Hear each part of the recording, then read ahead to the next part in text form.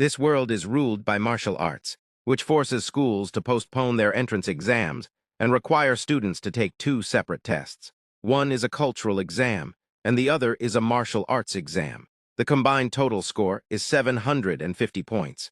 The cultural exam carries 225 marks, while the martial arts exam carries 525 marks.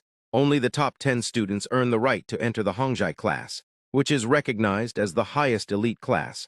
Before his first year even begins, the main character, Chengdu, faces disaster. A nuclear attack strikes his city, leaving him critically injured. Because of his condition, he is forced to miss school for 2 years. Now he is left with a final chance to prove his worth. However, the road ahead is far from simple. Some students begin bullying Chengdu, mocking him for missing 2 years of school. Despite this, Chengdu remains calm and strong. Their insults have no effect on him. He responds firmly, ignores them, and walks toward the exam hall. One bully becomes furious at his response, while another reveals a disturbing smile, clearly intending to obstruct Chengdu later. The scene transitions smoothly to the cultural examination hall. Chengdu receives his first question, which asks for a brief explanation of the world's background and the initiation day of the High Martial Calendar. He writes that in the old era, in the year 2842, an otherworldly civilization invaded Earth. Humanity responded with nuclear weapons. 2 years later, the global nuclear war failed, and over 5 billion lives were lost. Under constant nuclear radiation, humans broke their physical limits and began evolving. On August 27, 2860 of the old era, all adults reached life intensity level 2, marking the end of the old era and the beginning of the new era, known as the initiation day of the High Martial Calendar. After completing this answer, Chengdu continues responding accurately to each question that follows. He is fully confident that he will achieve full marks in the cultural exam. This confidence comes from his unique experience. When the nuclear weapon struck him, he survived by spending 2 years training in another dimension. As a reward for enduring that training, he gained spiritual power. With this power, he now aims to reach the top. Once the cultural exam ends, Chengdu begins focusing on preparing for the martial arts exam. Afterward, he returns home, where his father is already waiting with a prepared meal. Ready to take care of him, by accident, Chengdu's exam ticket slips out of his pocket. His sister picks it up and hands it back to him, explaining that she prepared a special powder to increase his strength. Known as vitality powder, Chengdu refuses to take it, confident that he can perform well even without external support. However, his father is unaware of Chengdu's secret training in another dimension. Because of this, his father gently advises him not to worry too much. He explains that even if Chengdu fails to become a martial artist, there are still many other ways to earn a living. His father promises to support him no matter which path he chooses. Receiving this reassurance makes Chengdu genuinely happy. After dinner, Chengdu stays alone in his room. He clearly understands that a single bottle of vitality powder costs 20,000. And buying it likely drained the family's savings. Worse still, society strongly looks down on those who fail to become martial artists. Families hesitate to place responsibilities on such people, do not trust them, and treat them as failures in the eyes of society. Deciding not to dwell on these thoughts, Chengdu tries to sleep. Ever since waking from his coma, whenever he falls asleep, he is transported into a crystal dimension. This time is no different. He appears in a crystal-filled space where a sword floats before him. Countless monsters exist in this dimension, all sharing one goal, to destroy the crystals. Chengdu's objective is to fight them and protect the crystals. There is a critical rule tied to this world. If the crystal is destroyed, Chengdu remains in a coma for the entire next day. If he dies while protecting the crystal, he wakes up quickly and stays energized all day. At first, his fear of risking death kept him trapped in constant comas. Only after discovering that death grants energy did his situation begin to improve. There are further benefits. Each successful defense against a wave of monsters slightly increases his spiritual power. This growth greatly enhances his memory and comprehension. That is how, even after missing 2 years of school, Chengdu was able to perform exceptionally well. Through repeated battles, Chengdu trains relentlessly, yet he still has not reached the level of a true elite martial artist. A system window appears, displaying his current status. His name is Chengdu. His life intensity is level 5.1. His spirit level is 5. His lifting strength is 1,100 pounds. His speed is 20 meters per second. His martial art is flowing light sword, Tier 1 at 89% mastery. Multiple defense waves remain incomplete, ranging from 4 out of 5 to 4 out of 35. Soon after, the system issues an alert as the fifth wave of monsters arrives. A massive dragon appears, breathing fire. The flames have no effect on Chengdu. He grips his sword and charges straight toward the dragon. Having fought countless battles, he now fully understands how to face such enemies. He unleashes his special technique. Light sword style, breeze under the forest. The attack weakens the dragon for a short time. However, a brief moment of carelessness nearly costs Chengdu his life. The dragon soon rises again and rushes toward him. This time, instead of counterattacking, Chengdu chooses to retreat. While running, he tries to calm himself, realizing that deliberately dying at someone else's hands is far more difficult than it sounds. From the very beginning, Chengdu fights with a unique approach. He retreats first, escaping the dragon's attack to create distance, then suddenly reverses direction to counterattack. As he raises his sword to strike, the dragon opens its jaws at the same instant, forcing Chengdu to stop his swing midway. The dragon immediately unleashes a powerful fire breath toward him. Blocking such an attack is nearly impossible, yet Chengdu narrowly evades the flames. His smaller physique allows him to move faster, granting him superior agility during combat. Using this advantage, Chengdu rushes along the dragon's arm at high speed, unsettling the creature and disrupting its balance. Without hesitation, he climbs onto the dragon's neck. He then activates the sword technique known as prums and gongs, beating loudly, and drives his blade straight through the dragon's head. The dragon collapses instantly. As its massive body falls, Chengdu struggles to maintain his footing. His sword remains embedded in the dragon's neck as the creature finally becomes still. Moments later, a system notification appears, confirming that Chengdu has cleared 5 consecutive waves of monsters. His mental power increases, granting him access to the Void Immortal Visualization method. He is astonished by the speed of his growth and immediately understands its importance. Memories of a school lecture surface, reminding him that higher mental power enables one to perceive hidden phenomena and process extremely complex thoughts. Most importantly, he realizes that the system now allows him to strengthen his mental power directly. Before he can think further, another system alert appears, announcing the arrival of a new wave. Chengdu braces himself, only to be shocked by what appears before him. Massive demons emerge, towering in size and overwhelming in number. 30 demons stand before him, each possessing a survival level 1 tier above his own. He quickly understands that defeating them alone will be extremely difficult and impossible to accomplish quickly. Choosing not to confront this challenge immediately, Chengdu shifts his focus to mastering the visualization method. He is shown reading a book, and as time passes, his consciousness is drawn into another dimension. There, a colossal and terrifying monster-like entity appears before him, radiating danger. In comparison, Chengdu seems no larger than an ant. Fear grips him, and his body trembles as he realizes that as long as the visualization power remains, this horrifying existence will continue to pursue him and eventually consume him. At that moment, a strange aura begins to flow from Chengdu's body. The scene transitions as his sister opens the door and calls him to eat. Startled, Chengdu quickly pulls on his t-shirt. His sister notices his appearance and remarks on how handsome he looks. Causing Chengdu to smile, he playfully rubs her head, making her flustered and prompting her to stop him. She ultimately accepts that he has always been handsome. After releasing her, Chengdu's sister pauses and quietly studies him again. As she observes him more closely, she begins to reflect on whether her brother had always been this attractive. Realizing the change, her cheeks slowly redden as she starts to blush. At the same time, Chengdu looks at his reflection in the mirror and notices that his body appears improved, more refined and healthier than before. He concludes that these physical changes are likely a side effect of the visualization method. The scene then shifts to Chengdu leaving for school. He bids farewell to his father and sister before setting out. Soon, the school building comes into view. Upon arrival, Chengdu performs a brief warm-up and immediately senses major improvements in his body. His strength, balance, and physical condition feel far superior to his previous state. While he remains focused on himself, a group of bullies approaches and begins mocking him for taking a 2-year break from school. Chengdu responds calmly, pointing out that he is at least better than those who failed to pass even the academy lessons. This provokes one of the bullies' companions, who reacts aggressively. Chengdu counters by mocking them again, implying that those who cannot even listen properly have no right to expect success in exams. The bully grows enraged by this humiliation.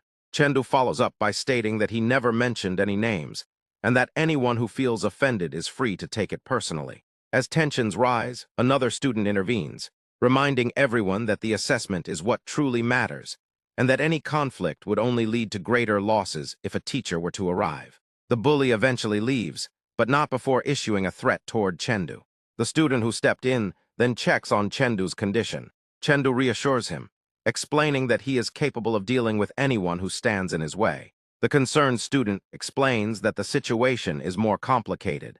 Because Chendu was suspended for 2 years, he may not know that the bully's uncle has become the school's dean of students, which explains the bully's increasingly arrogant behavior. The same student then reveals another troubling rumor. It is said that the dean of students has already leaked this year's martial arts assessment questions to Feng Rui. Hearing this, Chendu understands that he must remain cautious of Feng Rui. Otherwise, Feng Rui and his uncle could work together to suppress or frame him. Shortly afterward, a teacher arrives and announces the examination details. The martial arts assessment is divided into 2 parts, a strength test and a combat duel. Students are instructed to form groups of 10 based on exam numbers, enter their assigned exam areas, and begin with the strength test. As the exam approaches, Chendu stops overthinking and calmly joins the line. His relaxed attitude surprises the well-meaning student. The first trial involves striking a sandbag, with the lowest-ranked student in each group facing elimination. Chendu reasons that since the combat duel still remains, exhausting his full strength at this stage would be inefficient. He decides to rely on speed instead. Chendu steps forward to strike the sandbag. At the same time, Feng Rui prepares for his own test. As the first participants in their respective groups, both begin simultaneously. Feng Rui delivers rapid punches to the sandbag, drawing cheers from his followers. One of his lackeys notices that Feng Rui's strength level has reached 1400 and becomes even more impressed. While praising his leader, the lackey suddenly falls silent in shock. Another student has reduced a sandbag to shreds with sheer force. When Feng Rui turns to look, he sees that this student's strength level has reached 1500, far surpassing his own. That student is revealed to be Chendu. The surrounding students react with amazement, openly praising his performance. The well-mannered student is left deeply impressed, unable to believe Chendu's transformation. Meanwhile, Feng Rui's follower can only stare in stunned disbelief. Teacher Ling sat alone in his office, studying the data from the morning assessment. One result refused to align with established standards. A life strength reading of 5.1 should have equaled roughly 1,000 gen of punching power. Yet the student linked to it had produced 1,500. The gap was far too large to be ignored. What unsettled him further was the student's origin. Chendu came from an ordinary class, not the elite Hanzi division, where such anomalies were usually found. Even many of the top Hanzi students struggled to reach numbers like this. Ling sensed that raw strength alone could not account for the outcome. Some hidden factor had amplified the result. Suspecting refined martial ability, he summoned his assistant and requested all available records on Chendu. As the file was placed before him and he began reading, mild curiosity turned into genuine shock. The records showed that Chendu had once taken a 2-year leave of absence and later returned with a recorded martial proficiency of 55%. That figure alone was astonishing for a student, and Ling was convinced it was no longer accurate. Meanwhile, the student responsible for the disturbance showed no reaction at all. Chendu remained calm, as if the test result had been fully expected. Quietly, Teacher Ling decided to observe him closely during the afternoon practical combat assessment. As the day progressed, the scene transitioned to the massive arena reserved for combat examinations. The space was initially empty, vast and echoing, until bright lights activated overhead. Their glow transformed the arena into a stage, charged with anticipation, ready for the duels to come. Students gathered as Teacher Lane stepped forward with a list in hand. With formal precision, he announced the start of the combat assessment and began calling names, directing the chosen students onto the arena floor. The first match was declared as Chendu versus Feng Rui. Whispers spread through the crowd. Although many acknowledged Chendu's impressive test score, few believed it would translate into victory. Practical combat relied on technique and experience rather than raw numbers. Feng Rui, famous for his ferocity and skill, was widely expected to win. At the center of the arena, Fun Rui stood with clear arrogance, wielding dual polearms.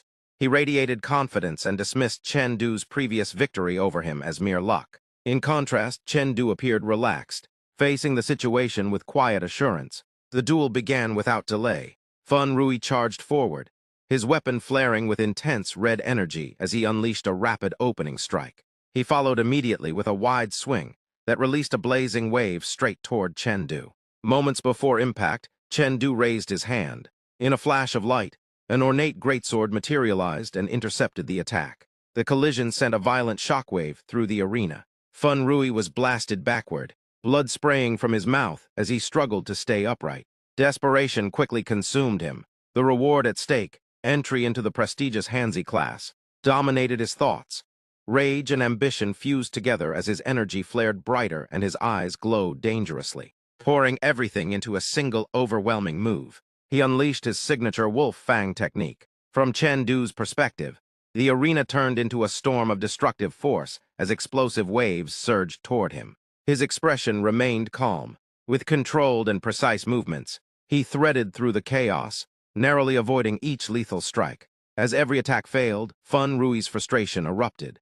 He gathered what remained of his strength and delivered a final overhead blow. Chen Du sidestepped effortlessly. The polearm smashed into the arena floor, shattering stone and sending debris flying, clearly revealing the power that had been avoided. As the dust settled, Chen Du evaluated the situation with detached clarity. He noted that fighting a human opponent differed slightly from battling monsters in the crystal space, though the adjustment was manageable. Seizing the moment, Fun Rui lunged again, channeling everything into one final thrust. Their weapons met in a blinding explosion. Chen Du's calm blue energy clashed directly with Fun Rui's fiery orange force. Within the clash, Chen Du executed a refined technique, withdrawing and surging his energy in a precise rhythm. The maneuver disrupted balance rather than relying on brute force, instantly shattering Fun Rui's stance. With his opponent destabilized, Chen Du advanced without hesitation. A torrent of icy blue energy burst forth and engulfed Fun Rui completely. The counterattack struck decisively. Blood sprayed from Fun Rui's mouth as he was hurled through the air. His weapon slipped from his grip and clattered across the arena floor. Now completely defenseless, Fun Rui faced the end of the match. Chen Du did not finish with his sword. He stepped forward and delivered a single, precise punch. The impact echoed through the silent arena. Fun Rui collapsed at once, unconscious before hitting the ground. Shock seized the spectators. The result shattered every expectation. Murmurs spread rapidly, disbelief clear on every face. Some doubted what they had just witnessed, while others speculated wildly, unable to comprehend the vast difference in ability. Teacher Ling stepped in to restore order. He instructed the medical staff to treat Fun Rui and ordered the next participants to prepare. As Chen Du turned to leave the arena, Ling called him back. Chen Du approached respectfully and bowed, presenting himself as a modest student who claimed to have lost control in the heat of battle. Teacher Ling reassured him that injuries were a normal part of combat training and advised him to rest at home. Internally, Ling was deeply shaken. Fun Rui had been completely defeated, while Chen Du had not suffered even a scratch. This was not a simple victory, but absolute domination achieved through overwhelming martial mastery. As Chen Du departed, Ling turned to his assistant, Wang Kai, and issued a serious order to contact the headmaster. Wang Kai complied at once, walking through the now quiet school corridors. At the same time, Chen Du reflected on the day as he returned to a room containing advanced equipment. A virtual combat cabin. His father and younger sister were still away, leaving him alone. Private training was far beyond his financial reach, but the school's virtual cabins were open to all students. Inside, users could be matched against opponents of similar level in simulated arenas. Chen Du realized he had barely used the system, having focused almost entirely on fighting monsters within the mysterious crystal space. Because of that, his ranking had remained stuck at bronze. As he powered up the machine, his thoughts returned to Fun Rui. After such a humiliating defeat, retaliation felt inevitable. With enough connections and influence, obstacles could easily be placed in Chen Du's path to the Hanzi class. Staring at the open cabin, a new plan took shape. Virtual battle results were recorded on the Blue Star Youth Leaderboard, also called the Genius List. The ranking was so prestigious that even most Hanzi students never appeared on it. Securing a high position that would allow Chen Du to claim his place through undeniable merit, bypassing any political interference. With resolve set, he stepped into the cabin and closed his eyes as it activated. His avatar formed within the digital world, wearing a hoodie decorated with bunny ears. To hide his identity, he selected a pig mask. Standing alone in a blank white virtual arena, sword in hand, he surveyed his surroundings. Before he could fully adjust, an attack descended from above. A purple-haired female assassin wielding twin daggers struck without warning. Her ambush marked the beginning of Chen Du's first virtual battle, and the next stage of his ascent toward the top.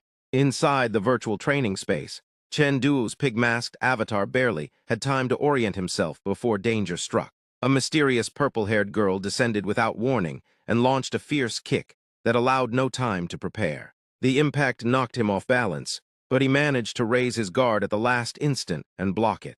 Instead of retreating, the girl observed him with clear interest. She moved with casual confidence as twin daggers flashed into her hands, making it clear that this was not a controlled school assessment. In real combat, hesitation meant defeat. Blue energy surged around Chen Du as he tightened his grip on his sword and entered full alertness. He acknowledged his mistake and resolved to never allow another ambush. The girl attacked again.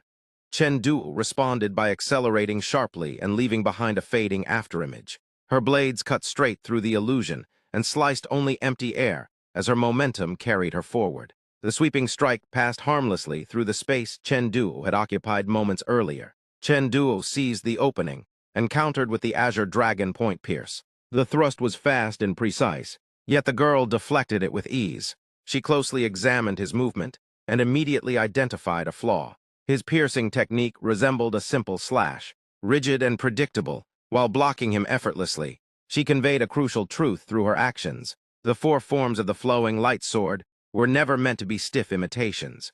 Their real power lay in understanding their essence, rather than blindly copying their form.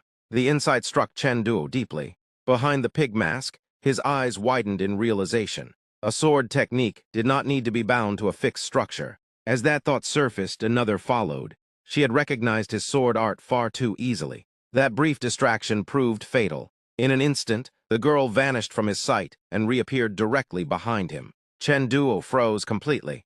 He could not perceive even her most basic movement.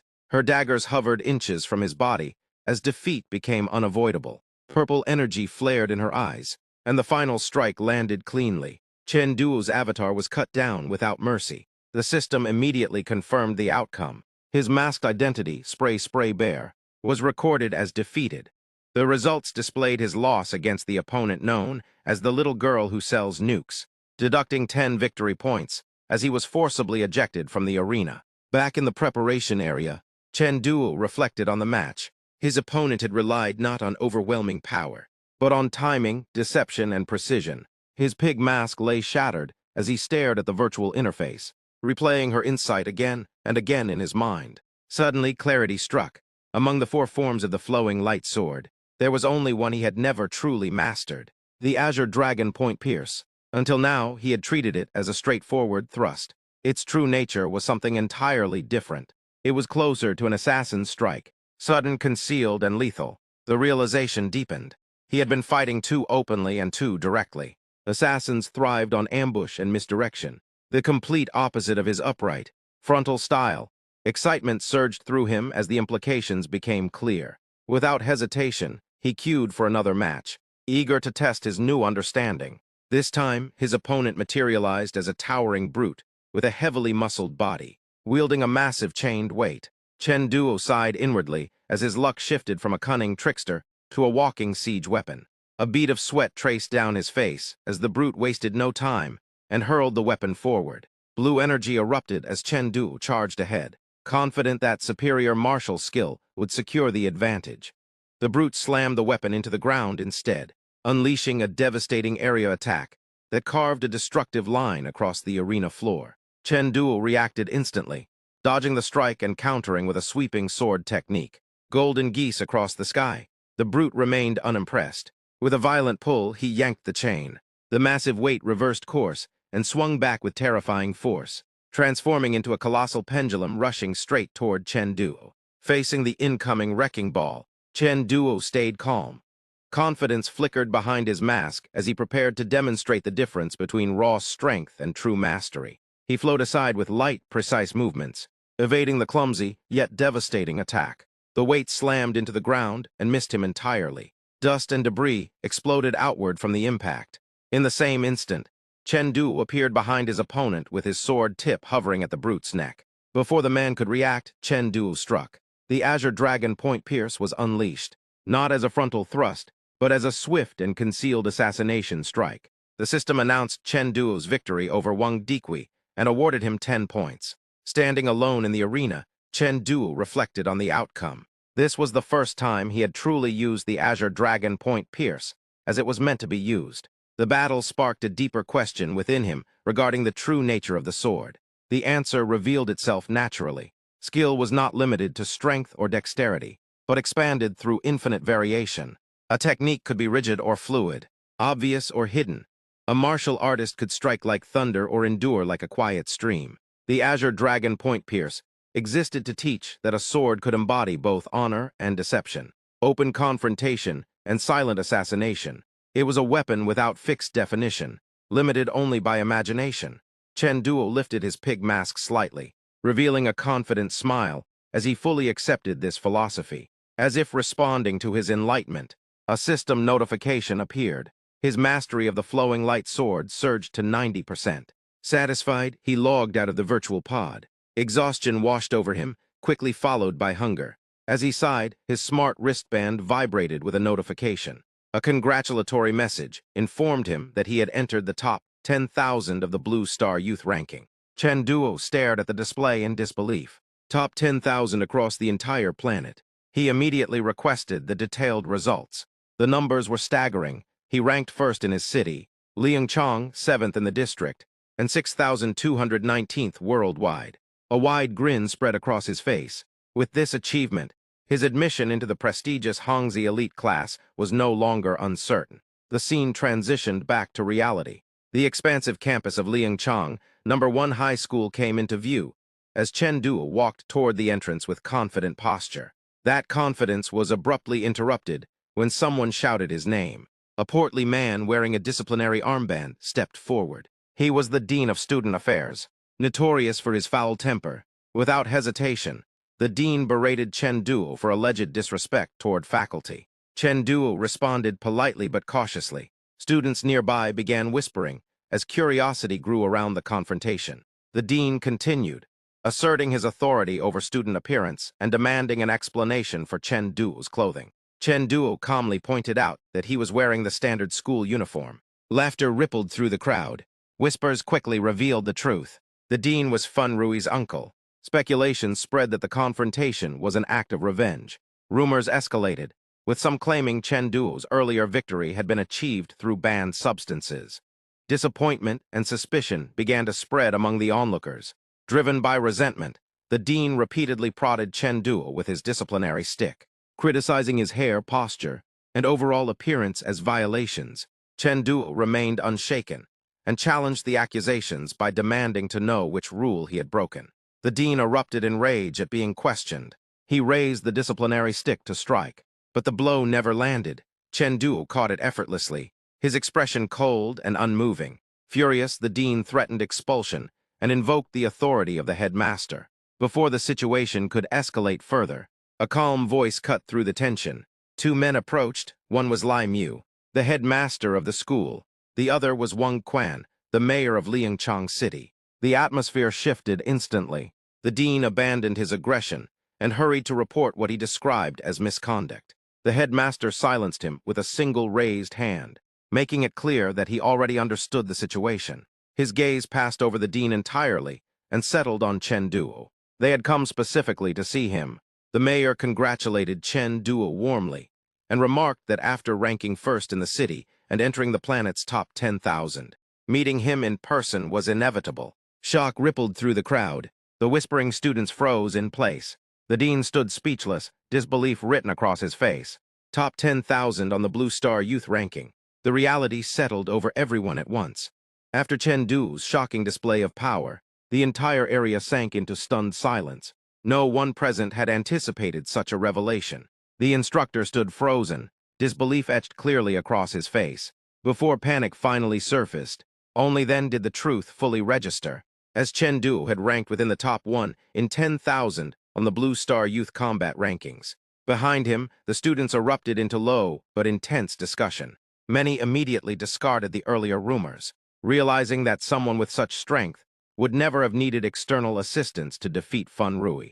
Speculation gradually shifted, and admiration began replacing suspicion. Amid the spreading chatter, the teacher who had publicly criticized Chen Du earlier lost all composure. His legs weakened, and he collapsed onto the ground, crushed by the consequences of his own arrogance.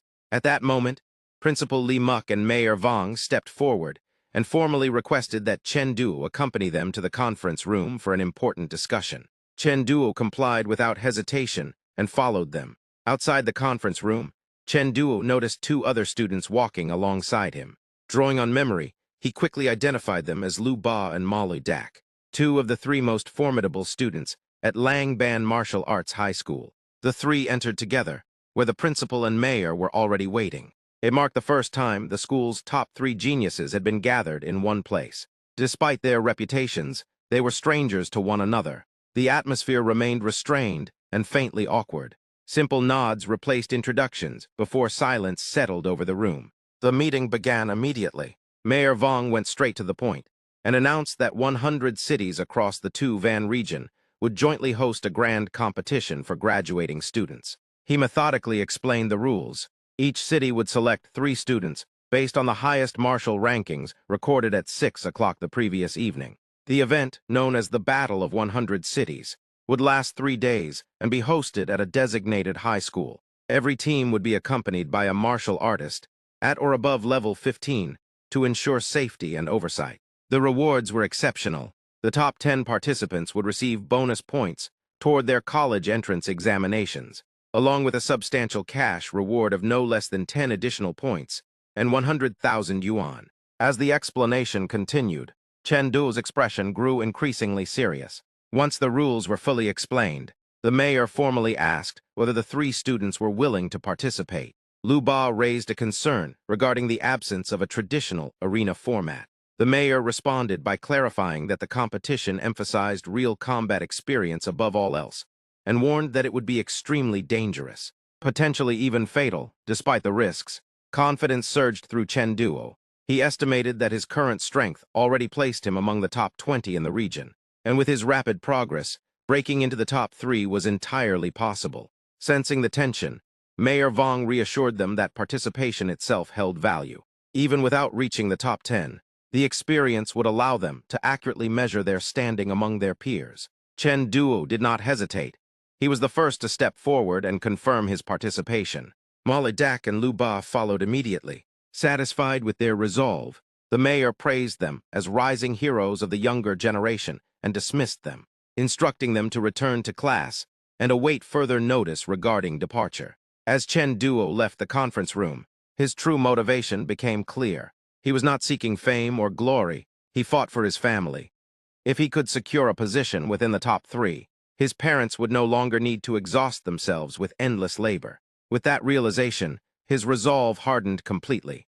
A new fire burned within his eyes. Chen Duo soon arrived at the classroom reserved for elite students and immediately sensed something unusual. Unlike ordinary classrooms, none of the desks bore name labels.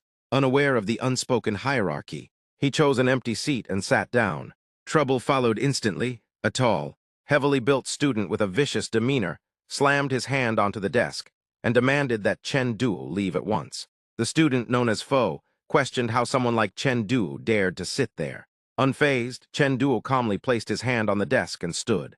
He faced Fo directly, despite the clear disparity in size. Not a trace of fear appeared in his eyes.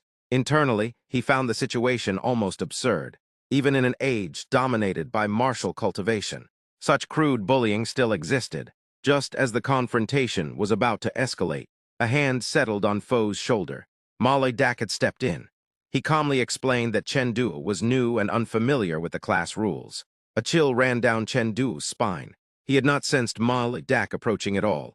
Clear proof that Molly Dak's strength surpassed his by at least 2 full tiers. Recognizing the overwhelming gap, Fo had no choice but to retreat, clinging to his remaining pride. He muttered that Chen Duo had only been spared due to Molly Dak's intervention. After Fo left, Molly Dak explained the rule Chen Du had unknowingly violated. In the elite class, seating was determined solely by strength. Lu Ba added further explanation, gesturing around the room. Once a month, the elite class held a seat-ranking battle conducted through real combat. The 10 lowest-ranked students would be forced to attend class standing for the entire following month. Chen Duo was inwardly shocked. He had not expected competition here to be so merciless. Molly Dak continued, explaining that since the month had already begun, the rankings were fixed. As a newcomer, Chen Duo would need to earn his place through challenge matches. A calculating smile appeared on Chen Duo's face. He asked whether ranking offered benefits beyond seating alone. The answer would determine how much effort he invested. Molly Dak confirmed that higher rankings came with better. Most importantly, rankings directly determined the monthly distribution of cultivation resources. As he finished speaking, he casually took his seat marked number 1. The word resources ignited something fierce within Chen Duo. This was an opportunity he could not ignore. He resolved to aim as high as possible. At that moment, a pink-haired teacher wearing a red armband appeared at the doorway. He signaled for attention, announced the start of class, and ordered everyone to proceed to the adjacent combat training hall. The scene transitioned to a massive arena, where the entire elite class assembled in orderly rows. The teacher explained the rules to Chen Duo. As a challenger, he would be allowed up to 3 matches. Based on real combat results, an appropriate ranking would be assigned. Without hesitation, Chen Duo summoned his sword and stepped forward. He declared his intention clearly and challenged rank 10. The teacher was visibly startled by the newcomer's audacity. The entire class erupted into discussion. No one expected a new student to immediately target the top 10. Some commented on his honest demeanor, astonished by what they viewed as reckless courage. Privately, the teacher doubted Chen Duo's chances. Although his technique was refined, his life force intensity lagged behind that of most elite students. Challenging the top 10 under such conditions seemed nearly impossible. Chen Duo did not care. He knew that the resources granted to rank 10 were 50% greater than those given to rank 11. Faced with such a disparity, the risk became irrelevant. The target of the challenge, Fo, stepped forward with mocking confidence. He swung his massive warhammer and ridiculed Chen Duo, convinced the newcomer would regret his arrogance. Chen Duo calmly confirmed Fo's ranking. Fo's grin widened. The teacher officially initiated the match, instructing Fo to equip protective gear and step onto the arena. Watching with a faintly meaningful smile, the teacher believed that allowing Chen Duo to suffer a setback would serve as valuable training. At the center of the vast combat hall, the two opponents faced one another. Fo stood like an immovable fortress with his colossal warhammer, while Chen Duo held his sword with unwavering focus. Determination burned in Chen Duo's eyes. Contempt curved Fo's lips. With a sharp signal from the teacher, the match began. With a life force intensity of 6.2, Fo swung his warhammer in blatant provocation. He firmly believed that the person standing before him was nothing more than a punching bag, someone meant to be crushed and used to display his authority. Chen Du remained where he stood, unnervingly calm. A gentle current of spiritual energy flowed around his body, as if he had entered a completely different state. He was already prepared to face the challenge. His gaze stayed icy and unwavering, untouched by his opponent's frantic provocation. To Chen Du, the battle had begun long before any signal was given. Without allowing any time to react, Fo charged forward like a raging storm. The massive warhammer tore through the air and smashed downward with overwhelming force. Fo moved with absolute confidence, convinced that his speed and power were beyond question. The surrounding crowd erupted into discussion. In their eyes, even a single-level difference in life force intensity represented an insurmountable gap. To them, Chen Du's defeat seemed inevitable. Standing to the side, Instructor Lang Van stared at the measuring device in shock. Just the previous day, Chen Du's reading had been 5.1. Overnight, it had risen to 5.2. The sudden increase left him deeply unsettled. Fo laughed triumphantly, fully convinced that his all-out strike would shatter Chen Du's arrogance and end the match instantly. A thunderous explosion echoed through the arena. Thick dust and debris surged upward, plunging the battlefield into chaos.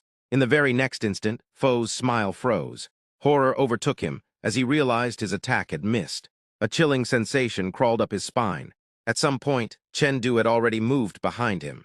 His stance was stable and flawless, He had not dodged in panic. He had waited deliberately, patiently searching for the perfect moment to strike. A dull, bone-chilling impact echoed. Combat Hall Number 1 fell into absolute silence. Azure Dragon-piercing thrust erupted. A terrifying surge of Azure Sword energy burst forth. With a single thrust of his wooden sword, Chengdu pierced straight through the giant's formidable defenses. Foe was swallowed by a violent gale of overwhelming force. Unable to resist in any way, his massive body was blasted into the air like a leaf before crashing heavily onto the arena floor. Every gaze locked onto Foe. Chengdu prepared to continue his attack when the instructor intervened. Lang Van rushed forward and seized Chengdu's arm, staring at him in disbelief. Lang Van confirmed that Chengdu's combat technique had reached level 1. Mastery tier. Chengdu calmly acknowledged that the breakthrough had occurred the previous night. The casual response stunned the veteran instructor. Advancing by 90% in a single night was nearly unheard of. Lang Van announced the result at full volume, declaring Chengdu the victor. His voice echoed across the hall, signaling the rise of a hidden dragon finally revealed. The students began to look at Chengdu with completely different eyes. Their earlier disdain vanished, replaced by awe and deep respect. Cheers erupted throughout the arena. The match had ended with a single strike. Chengdu had shattered every conventional rule tied to life force intensity. Those who had doubted him fell into deep reflection. He was no longer a bottom-ranked nobody. From this moment onward, he became the center of attention. When asked whether he wished to continue challenging higher ranks, Chengdu declined. His goal had already been achieved. Securing resource allocation was sufficient, and there was no need to further expose his strength. Students immediately swarmed around him, asking for contact information. Everyone wanted to befriend the newly risen powerhouse. The combat hall suddenly resembled a fan gathering. Chengdu could only manage an awkward smile in response. He had always preferred quiet, and never imagined victory would bring such troublesome attention. The greatest change was Foe's attitude. Moments earlier, Foe had been domineering and fierce. Now he knelt before Chengdu, shamelessly flattering him and begging for mercy. The match concluded in universal disbelief. As the crowd gradually dispersed, Lang Van silently watched Chengdu's retreating figure. He understood that the small city of Luangtan was no longer large enough to contain a genius of this level. A new path would soon be required for his advancement. After the training session, Lang Van summoned Chengdu and instructed him to report to the office after class. Expectation filled his eyes as he looked at the extraordinarily gifted student. Inside the principal's office, Li Muk sat behind his desk, deep in thought. A knock sounded, and he invited them in. A solemn atmosphere filled the room as Lang Van led Chengdu inside. Without delay, Lang Van raised the idea of applying for a special direct admission quota to top martial universities such as Everest and Mount Tai. Li Muk was visibly startled. Recommending a student through such a channel was no simple matter. The standards were extremely demanding. He explained that admission to a top-8 martial university required a combat technique reaching first-tier perfect completion. Chengdu was short by only 1%, but that final fraction represented a towering barrier many never crossed. Seeing the hesitation, Lang Van insisted that words meant nothing. He proposed a direct test using the combat technique measurement device in the office. Li Muk agreed and pointed to the testing mannequin, capable of measuring power at the upper limit of Tier 1. Lang Van instructed Chengdu to reproduce the strike he had used in the arena. Chengdu stood before the mannequin and drew a slow breath. As his focus sharpened, the room fell into eerie silence, as if time itself had stopped. His eyes hardened, radiating overwhelming pressure. He prepared to display his true strength before the two seniors. Azure Dragon-piercing thrust was unleashed once again. Chengdu struck like lightning. Azure Sword light ripped through the air and slammed into the target with terrifying force. A piercing explosion rang out as energy detonated violently, engulfing the entire device. The power far exceeded what was expected of a high school student. Li Muk stood frozen as he watched the mannequin's head shatter completely. He had never witnessed such destructive force from a student's combat technique. Seeing the expensive equipment smoking, Chengdu scratched his head awkwardly and apologized. He had not expected the machine to be so fragile. Lang Van was exhilarated. He declared Chengdu a born combat genius. His predatory instincts and decisive finishing ability were invaluable. He emphasized the frightening precision with which Chengdu controlled his power. Whether in training or real combat, Chengdu displayed maturity far beyond his age, as though he had already survived countless life-and-death struggles. Li Muk was fully convinced. He announced that the school would prioritize all first-tier resources for Chengdu and promised to personally pursue the special direct admission quota if Chengdu performed well in the upcoming competition. Chengdu then asked about the true meaning of this direct admission path. Despite his strength, higher education systems remained unfamiliar to him. Lang Van explained that under normal circumstances, a life force intensity of at least 6.5 was required just to qualify for top 8 universities. With Chengdu's current level, the standard examination route would be extremely difficult. Through the special combat technique pathway, however, Chengdu only needed to reach first-tier perfect completion 1 month before the entrance exams. At that point, elite universities would send instructors directly to evaluate him. Chengdu asked whether he could choose a different university if he passed. He revealed that his true wish was to attend Wang Shen Martial University, rather than the highest-ranked schools. Lang Van was stunned. In his view, while resources were similar across elite institutions, reputations varied greatly. Chengdu's expression darkened as a painful memory surfaced. 6 years earlier, in Yanlei district of Huxi City, a sudden giant folk attack had completely altered his life. Despite reinforcements from city defense forces and neighboring regions, the enemy's overwhelming strength turned the battle into a massacre. Hundreds of thousands died, and endless ruins were left behind, carving an unhealable scar into Chengdu's heart. That was why he chose a university close to home. All he wanted was lasting safety for his family, and the ability to protect them the moment danger returned. A fierce light burned in Chengdu's eyes as his resolve solidified. If Luang Tan ever faced danger, he wanted to be the first to arrive and stand in defense, ensuring that such tragedy would never occur again. Lang Van stood silently after hearing this. He understood that such resolve could only be forged by someone who had witnessed the destruction of home and family. For someone so young to carry such responsibility, Chengdu was clearly destined to bear great burdens in the future.